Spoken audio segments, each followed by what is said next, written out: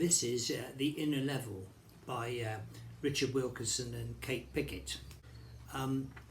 It's a follow-up to their classic 2012 book, The Spirit Level.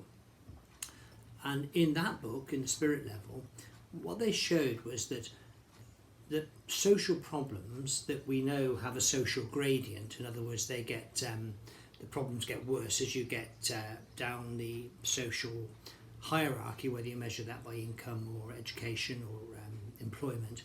Those kind of problems, we've known for years that you get things like ill health, violence, incarceration, mental illness, drug addiction, many other social problems. They get worse as you go down the social gradient. But what Wilkinson and Pickett showed, and they're epidemiologists and they have access to a lot of data and some very effective methodologies for analysing that data.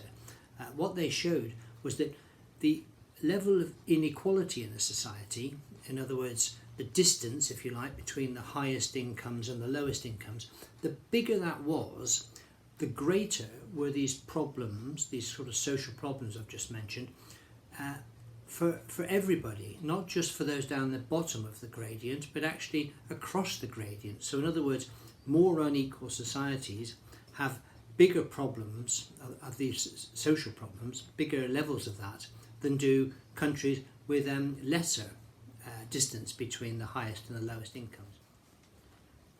The new book, the follow-up to their classic Spirit Level, the new book, The Inner Level, looks at the effects of inequality specifically on social anxiety, and we have got measures of that, careful measures of that, over covering the last 3 decades. They've data on inequality between a number of advanced countries, but also between 50 US states, as I said. Social anxiety disorder has risen from 2% to 12% of the population, despite rising living standards, and the increase has been greater in more unequal societies. The book provides a mass of data, mainly in the form of graphs, which are clearly labelled and really helpful. They support the various assertions made by the numerical data.